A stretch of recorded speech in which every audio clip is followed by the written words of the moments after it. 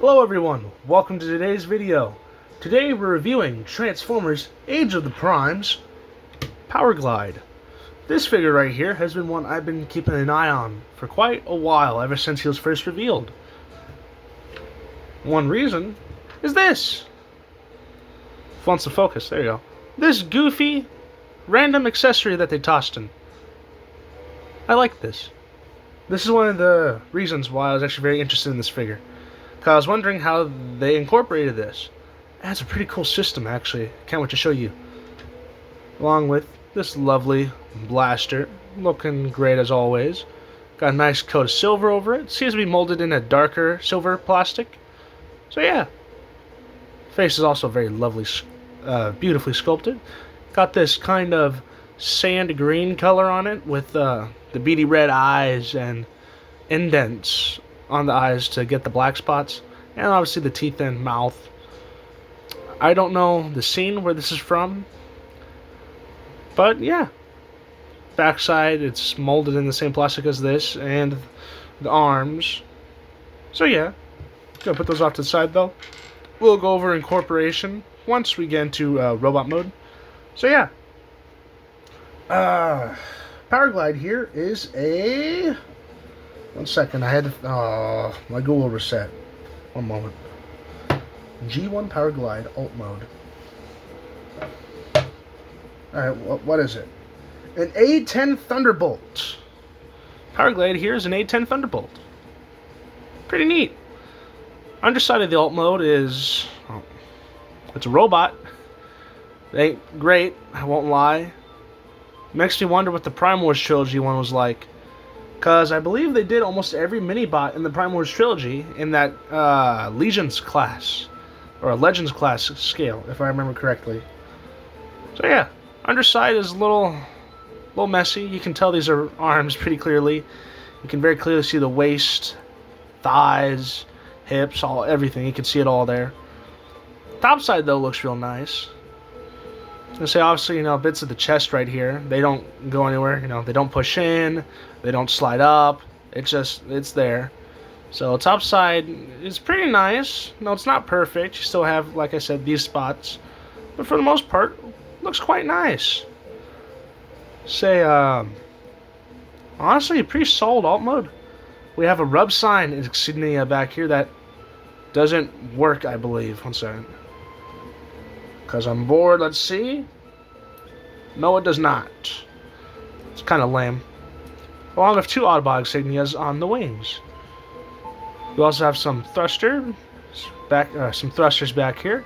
Not thrusters, turbines, I believe is what the proper name is. And back here we have our stabilizer fins. A lot of aerial Transformers recently. And my next review, I plan it to be Thundercracker here too. So got a lot of jets. Then I think after that I might finally do Siege Skyfire, because he's been on my radar for a while too. So yeah, a lot of flyers apparently. Powerglide here though is a solid figure. It's quite nice. His alt mode is very solid. Nothing's untabbing itself. It's well built. I like it. It's a nice alt mode. So, with that being said, let's go into size comparisons. So, for our first set of comparisons, we'll just bring in all the mini-bots. We'll get you moved, or all the mini-bots that I have, or just like miniature, deluxe classes, I suppose. First one is Bumblebee, Warpath, Gears, Brawn, Windcharger, Cosmos, Wasp, and Beachcomber. So we have a bunch of G1 mini-bots, an animated mini-bot. Honestly, for all the mini-bots I currently have, this looks great. I love how this looks. A bunch of just miniature vehicles, looking goofy as ever. And honestly, I love it. I love how comedic or comical this kind of looks. I like this. Yeah, let's get all these guys out of here. Gonna be transforming them pretty soon for robot mode size comparison. So, you know, hooray! Bring Powerglide up here, though. We can get on the turntable. Check out how it looks all 3D-like.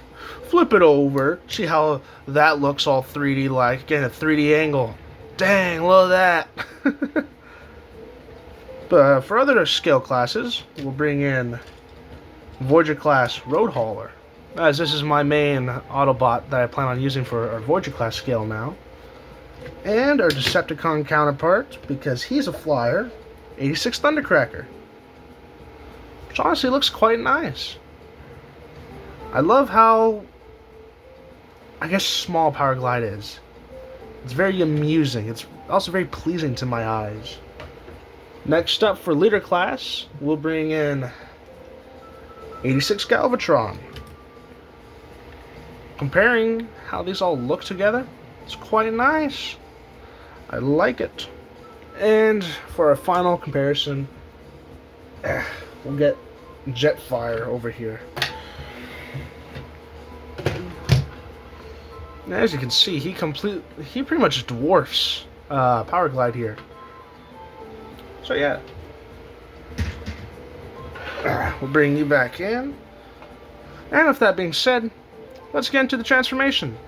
First thing you're going to want to do is rotate these parts right here. Just like so. Okay. Just like so. Next step is you want to untab this whole assembly right here. This tab goes in this slot right here, just like so, and collapses.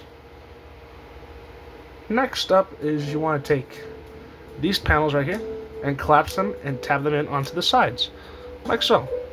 Now the connection isn't entirely secure. As you can see, it comes out pretty easily. Next step is you want to pull up the arms, flip out or straighten out the elbow, rotate the arm. And since I clipped my nails, I won't be able to get my fingernails in here, so we'll use his blaster to flip up the wrists. And we'll do the same thing for the other side. Pull up, rotate, get the blaster and to flip out the wrist, and we'll leave the blaster in his hand, because why not? Next thing we want to do is come to the legs, pull this part down on both sides, and rotate. And this should automatically bring this panel up and at a slight angle for the foot, but if it doesn't, you can also just pull it up yourself. And the last few steps is you want to collapse these turbines into the sides of the legs, just like so. And finally, this little mechanism right here. First thing you want to do is pull this piece up, which it's already been pulled up, so this is going to allow us to flip the face around. Just like so. There you go. Oh, almost. There you go. And then push this down. And that locks the faceplate in, so it won't move. Which is pretty cool. And for the last piece is it locks in right here, which prevents it from turning in alt mode. But you can unlock it, kind of lift this assembly up, and that is going to allow us to move the head around. And there you go! G1 Powerglide. And this goofy mask. Pretty neat. Pretty neat. It's a very clean figure too. Very minimal backpack. Honestly, I like that a lot. I like when a figure doesn't have much of a backpack.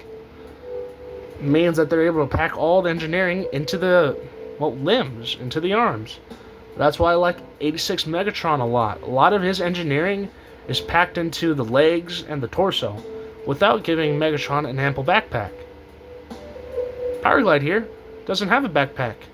Or at least, well, if you consider this a backpack, at least a very small one. And honestly, he looks all the better for it. I love how he looks. See, he's just a little guy. I like my little guy. But like I was saying earlier, let's see. Oh no, alright. They're not untabbing. Usually whenever I use the shoulder joint, they usually untabs this. It's not doing that. Nice. Let's get into the figure though. One thing I wanted to show you was the head gimmick, which you already saw. But if you flip this back around, just like so, There we go. And these two grooves in here we'll slot this mask into, just like so. And there's Powerglide with this alien mask on. And honestly, I like it. He has, his head articulation is limited a lot more because of this lower piece of the mask, which means he's not going to be able to rotate his head as much as, say, if you remove this. You can, let's see. Yeah, you can get a full 360 out of this. Now let's unlock this. Come on. Man. Come on. There we go. Dang, I say that was giving me some unnecessary trouble right there. I won't lie. We'll put the mask back there for now. Figure's articulation is quite nice. Like I mentioned earlier, has a rotation at the head, full 360. Arms can go on a full 360 as well, just like so. They can go up and out that far. Rotation at the bicep. Elbows can bend backwards that far and forward that far. No wrist swivel because of how it transforms, and wrist can go inward. 360 rotation at the waist, which is quite nice. Legs can go forward that far and back that far. And a 360 rotation at the thigh, along with the 90-degree bend. The knees lock in a bit at some spots, but you can still get a natural bend.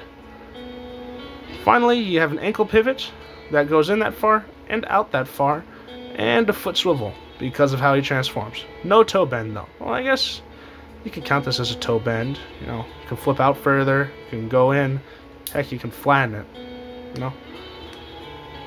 But yeah. Now, another gimmick this figure has is this chest panel right here.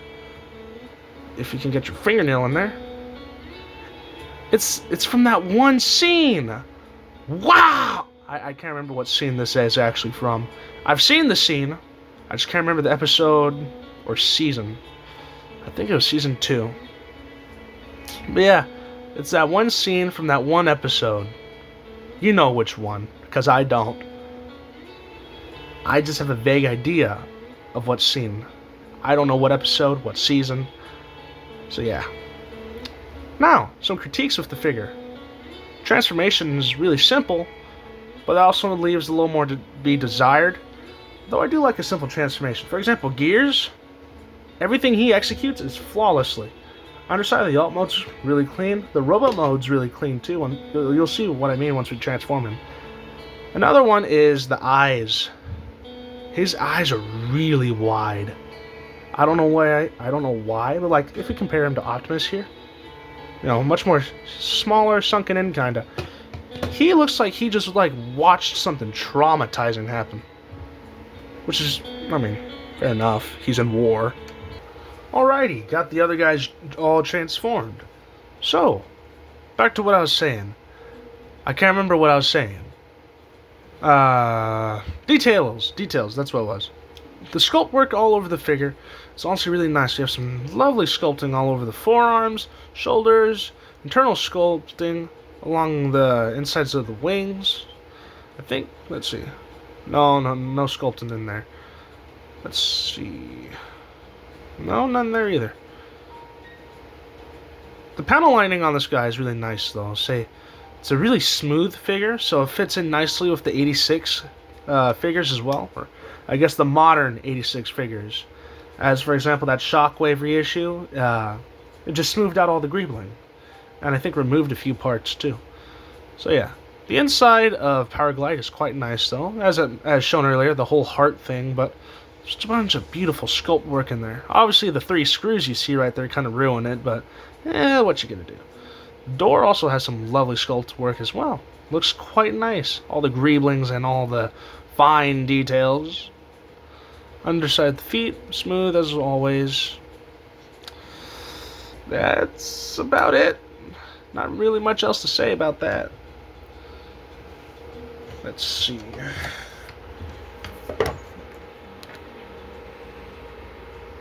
There we go. Alrighty. We're adjusting the camera for size comparisons. So, we have Powerglide for our Minibot Deluxe scale. Cosmos. Gears. Warpath. Beachcomber, Wind Charger, Brawn, don't fall over, there you go, and Bumblebee. For our G1 mini bots for Voyager class, we'll bring in Road Hauler, and finally for our Leaders class scale, 86 Optimus Prime. I don't feel like transforming anyone else, so this is all you're getting right now. Now, we've gone over articulation, we've gone over detailing, we've gone over a few of my personal thoughts on what I like about it. So, or I guess we haven't gone over personal thoughts. I've gone over the gimmicks. That's what it was, and I've gone over the alt mode. So, all that leaves is my personal thoughts, and I like it. Powerglide's a good figure. He's well articulated. He looks nice. Besides those eyes, they're too wide. His eyes are too wide. I might buy that Toy Hacks kit just for the eye adjustments. But like I was saying, he's nice. I like him a lot. He's a solid figure. I just don't think he's worth the modern day deluxe price. I was lucky enough to get him on discount. Plus, I had a few gift cards left over from birthdays, end of the school stuff, all that. I had a few Walmart gift cards left. So I was able to get him on discount and for pretty much free because of the gift cards.